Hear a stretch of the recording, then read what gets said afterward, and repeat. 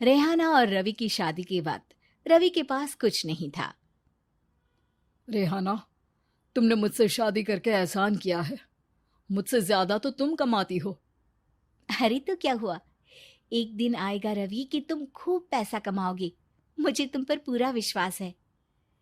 रवि और रेहाना खुद को स्टैंड करने के लिए पूरी मेहनत करते। रेहाना, मैं नौकरी नहीं करना चाहता हूँ।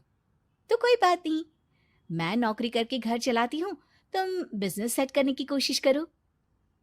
एक दिन रेहाना, तुम जानती हो, मैंने जो विज्ञापन बनाने वाली कंपनी खोली थी ना, उसे बड़ी ब्रांड का ऑफर आया है। अब हम लोगों के दिन ब्यारे न्यारे हो गए हैं। मैं जानती थी रवि कि एक दिन तुम सेटल हो जाओगे। रवि का काम अच्छा चल जाता है। एक दिन वो रेहाना से कहता है, रेहाना, अब हम लोगों का बच्चा भी हो गया है। बहुत छोटा है वो। उसका ख्याल कैसे रखेंगे हम? कैसे क्या, मैं गांव से माँ को लेकर आ जाती हूँ। नौकरी से हाफ डे ले लिया करूंगी। अभी तो वो छोटा है, स्कूल जाने तक मैं मैनेज कर लूंगी। देखो रेहाना, मैं अब अच्छा कमा रहा हूँ। तुमको नौकरी करके परेशान होने की कोई जरूरत नहीं है। अरे कैसी बात कर रहे हैं, मैं अपनी लगी लगाई नौकरी कैसे छोड़ दूं? और मैंने तो सुना है हम लोगों को कुछ ही महीनों में सरकारी नौकरी मिल जाएगी। सरकारी नौकरी में कितना कमा लोगी? उतने में तो मैं ड्राइवर रख लूंगा। रेहाना को रवि की बात का थोड़ा बुरा तो लगता है। कम से कम मेरी नौकरी की इतनी बेइज्जती मत करो। भूल गए, इसी नौकरी के बदौलत तुमने अपना बिजनेस खड़ा किया है। अरे वो तो मैं किसी के भरोसे भी कर लेता। देखो, अपने बच्चे को संभालो, घर का काम करो। अब बाहर जाती तुम अच्छी नहीं लगती हो।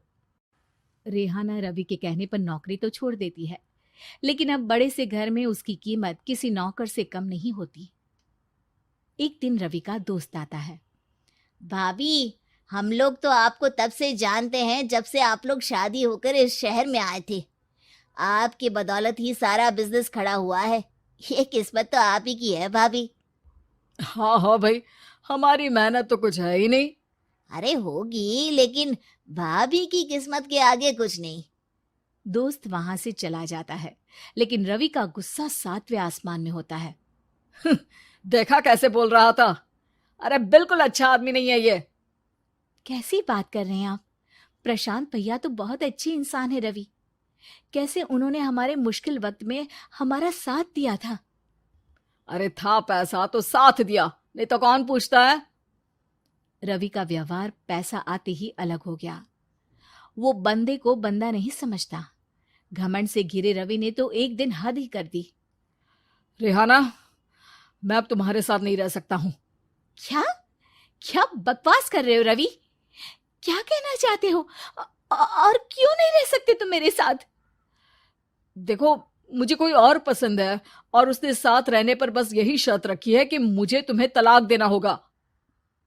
रेहाना, जो कि एक स्वावलंबी महिला थी, उसने बिना देर किए रवि को कह दिया, कोई इश्यू नहीं, मुझे पैकिंग में 4 दिन का वक्त लगेगा, लेकिन तब तक मैं तुम्हारे साथ नहीं रहूंगी।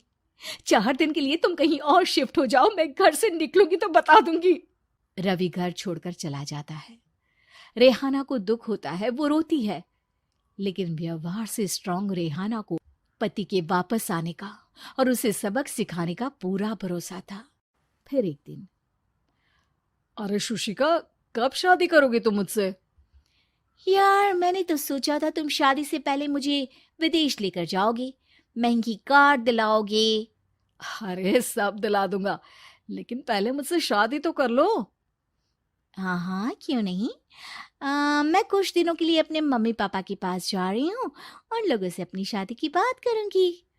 अरे शुशिका, कैसे रहूंगा मैं तुम्हारे बिना? अब तो शादी ही होने वाली है हम लोगों की। शुशिका रवि को छोड़कर चली जाती है। रवि घर आता है, जहां रेहाना को ना पाकर उसे सब अजीब लगता है। घर तो रेहाना के बिना कुछ नहीं है। बच्चे की याद भी आ रही है। चलो एक वीडियो कॉल कर लेता हूँ। रवि रेहाना को वीडियो कॉल करता है, लेकिन रेहाना फोन नहीं उठाती। रात को सोते वक्त मन कर रहा है मुन्ने को गले लगा लूं। चलो कोई ना, शुशिका से शादी के बाद मेरे और भी बच्चे होंगे। अगले दिन रवि ऑफिस जाता है, जहां टीना खड़ी होती है। सर, आपने अपने नए ऐड के लिए मॉडल की रिक्वायरमेंट डाली थी ना, मैं उसी के लिए आई हूँ। रवि टीना को देखकर खुश हो जाता है। अब शादी हो गई है तुम्हारी? नहीं सर, बस अच्छा सा हैंडसम और अमीर लड़का देख रहे हैं मेरे मम्मी पापा। रवि के दिमाग से तो टीना को देखकर शुशिका का ख्याल भी खत्म हो जाता है। अरे यार, ये लड़की मिल जाए कितनी सुंदर है। शुशिका तो इसके आगे कुछ नहीं है। अब क्या तुम्हें ऐसा नहीं लगता कि मुझसे मिलकर तुम्हारी ये खोज खत्म हो गई है? आप तो 2 बच्चों की पापा लग रहे हैं। अरे नहीं नहीं, मेरी शादी तो हुई थी, लेकिन बीवी को किसी और से प्यार था, मुझे छोड़कर चली गई। खैर, टीना की दोस्ती रवि से हो जाती है, लेकिन 1 महीने बाद शुशिका रवि के पास वापस आती है। मेरे मम्मी पापा तुमसे मिलना चाहते हैं, लेकिन उन लोगों को ये मत बताना कि तुम पहले से शादीशुदा हो, और हाँ, शादी से पहले अपनी सारी प्रॉपर्टी तुमको मेरे नाम करनी होगी।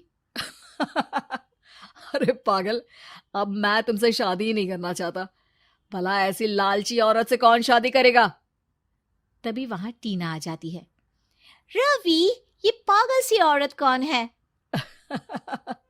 देखो, तुमने ही कह दिया ना पागल, तो पागल ही है।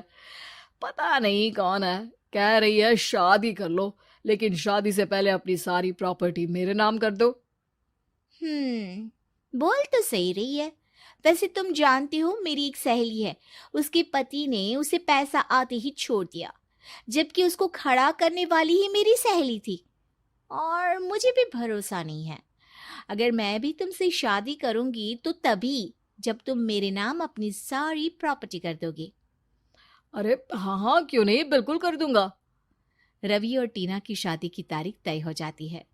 वो अपनी सारी प्रॉपर्टी के कागज लेकर शादी वाली जगह पर पहुंचता है, लेकिन वहां टीना आती नहीं। रवि टीना को मैसेज करता है। कहाँ हो? सॉरी, मैं तुमसे शादी नहीं कर सकती, मुझे तुमसे भी ज्यादा पैसे वाला मिल गया। रवि को गुस्सा आ जाता है।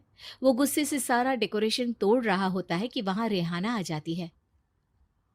सर, क्या हो गया? क्या डेकोरेशन पसंद नहीं आई आपको? अ, तुम यहाँ क्या कर रही हो? मैं यहाँ की डेकोरेटर हूँ। क्या आपको पसंद नहीं आई यहाँ की सजावट? रवि दौड़कर रेहाना के गले लग जाता है।